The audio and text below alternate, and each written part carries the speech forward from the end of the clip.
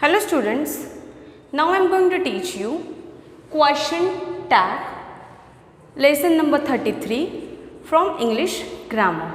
So now what is the question tag? See, when you are making a sentence, at the end of that sentence, if you are using the short question to find out that the listener is agrees with you or not, he is listening to you or not. So that short question you can say is known as a question tag. So let's see the example of question tag. It's going to rain. So in this sentence, it's going to rain. You are making a simple sentence. It's going to rain. But if you want to find out that listener is listening to you or not, he is agree with you or not, then you will use a short question, that is isn't it, and that isn't it is your question tag. In second, Salman swims well, doesn't he? So doesn't he is your here question tag. Now it always ends with a question mark, that you know that very well. And if in your question tag, if your sentence is affirmative, it is a positive sentence, then the question tag has the negative anti in it.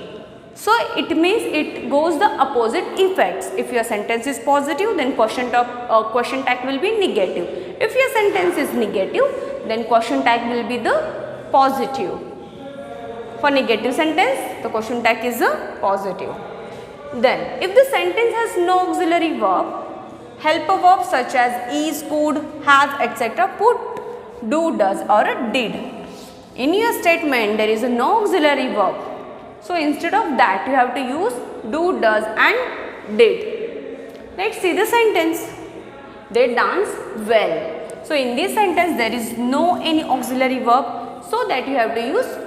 In this sentence, you will use don't, because there is the hidden auxiliary verb do. And what is the opposite? What is the do will become after adding anti? It will become don't, right?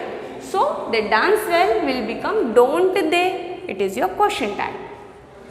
He posted the letter. Now, posted, it means this sentence is in past tense. So, what is the past tense of do?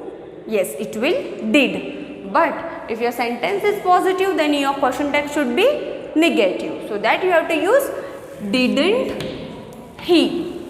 Now, third, Rohini comes here often. Now, see, in your verb there is the S, and for that you have to use does. So, what will become if you will add anti at the end of the does? It will become doesn't. So, your question tag will be doesn't she. Fourth rule, the pronouns at the end of the question tag should agree with the subject in this sentence. In your sentence, here this subject should be matched with the pronoun. Owls comes out at night, don't they? Now, owls, because there is the s at the end, it indicates the plural.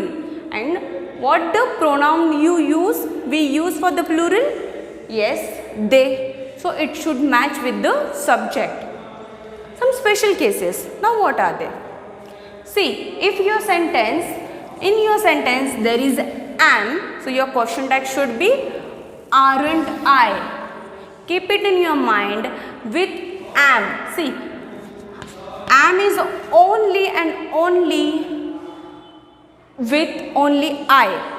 So, I am is in your sentence. If there is a I am, then your question tag should be aren't I. So, see this example, I am getting ready. Question tag will be aren't I. Second, let us eat. Shall we? This is the imperative sentence. So, it should start with the let. Third, try to sleep. Will you? This is the imperative, but it is the command. It is giving the command, order. So, for that you have to use the command helping of, that is the will. So try to sleep, will you? So this was the very simple. I hope you understand this. Do the practice at your home so it will be easily understood to you. We will meet in next video. Thank you.